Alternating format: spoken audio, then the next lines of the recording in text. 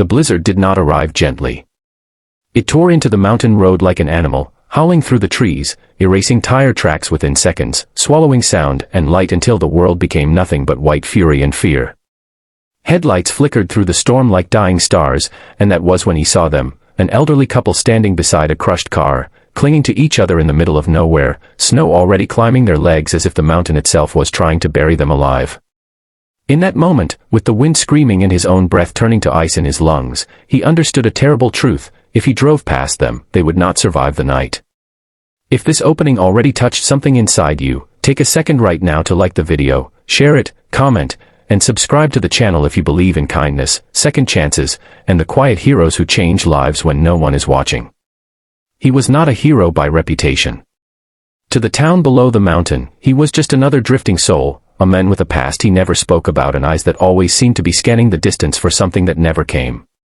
He worked odd jobs, fixed engines, hauled firewood, and slept most nights in a small cabin he barely kept warm. The storm caught him on the road because storms always did. Life had taught him that the worst moments never sent warnings. As he slowed his truck, the snow slammed harder against the windshield, the engine protesting, his instincts screaming at him to keep moving, to survive first. But then he saw the woman's white hair soaked red at the temple, the man's arm shaking as he tried to keep her upright, and something deeper than fear took control. He pulled over despite the risk, stepping into a wind that nearly knocked him flat. The cold cut through his jacket, through his bones, straight into memory. He remembered other storms, other moments when help never came, when people looked away to save themselves. He remembered promising himself that if he ever had the strength, he would never become one of those people. The elderly man's knees buckled as he reached them, and the woman's eyes fluttered, exhaustion dragging her down faster than the snow. The road was empty, the nearest town miles away, and cell service was a dead dream buried under ice. The blizzard was winning. He fought it with everything he had. He dragged them toward his truck inch by inch, muscles burning, boots slipping on ice hidden beneath fresh snow. Each step felt like lifting the mountain itself. The woman's breathing was shallow, her coat soaked, her body losing heat with terrifying speed. The men kept trying to stand taller, pride refusing to let him collapse even as his body begged for rest. When he finally got them into the truck, slamming the door against the wind, the cab filled with the sound of ragged breathing and the relentless drum of snow against metal. The heater struggled, coughing warm air like a promise it wasn't sure it could keep. The road ahead was worse than the one behind. Trees bent under the weight of ice, visibility dropped to almost nothing, and the storm turned the world into a tunnel of white chaos. He drove by instinct more than sight, hands locked on the wheel, heart pounding so loudly he thought it might drown out the wind. He pulled over twice, getting out to clear ice from the grill so the engine wouldn't choke and die, each time feeling the cold bite deeper, each time wondering if this would be the moment his strength ran out. He thought about turning back, about stopping and waiting for help, but he knew no help was coming. In storms like this, survival belonged to those who refused to surrender. Hours passed like years. The woman slipped in and out of consciousness, and he kept her warm the only way he could, wrapping spare clothes around her, adjusting the heat, watching her chest rise and fall with desperate focus. The men sat silently, eyes fixed on her face, fear etched deep into lines carved by decades of hard living and harder loving. The storm finally loosened its grip as they descended toward the valley, the lights of the town glowing faintly through the snow like a promise kept.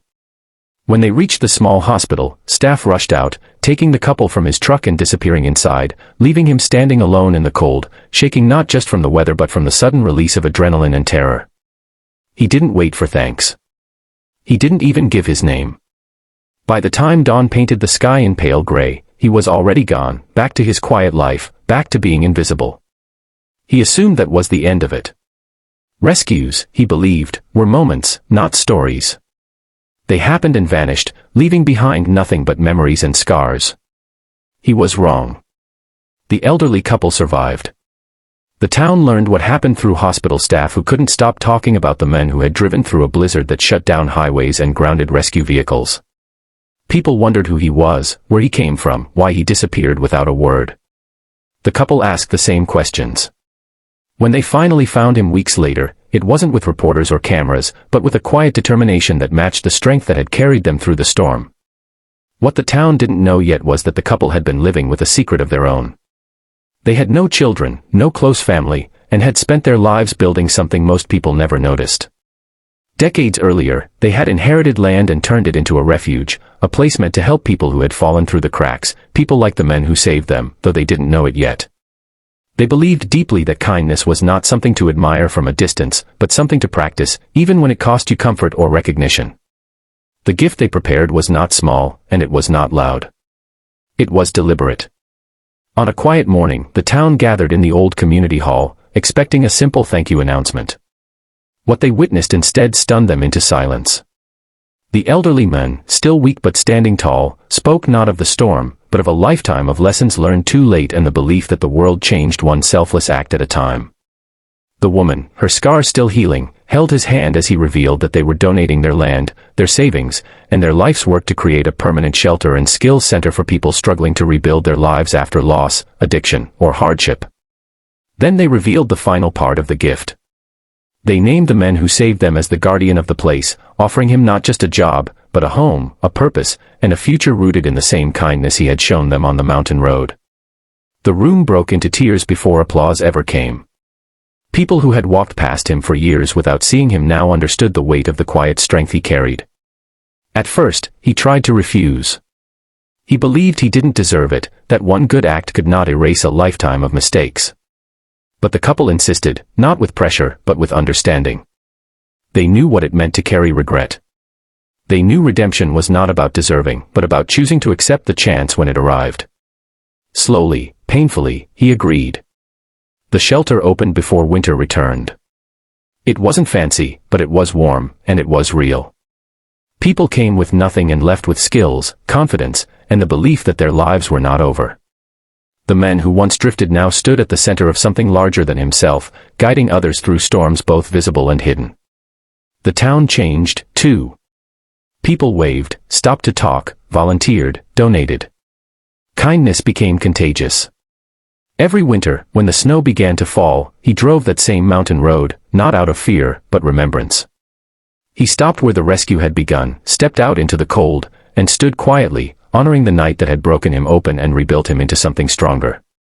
He understood now that storms did not only destroy, sometimes, they revealed who we truly were meant to be. If this story moved you, if it reminded you that even one selfless choice can ripple outward and change countless lives, please take a moment now to like the video, share it with someone who needs hope, and subscribe to the channel so more stories like this can reach the hearts that need them most. And before this story ends, we have a special request for you.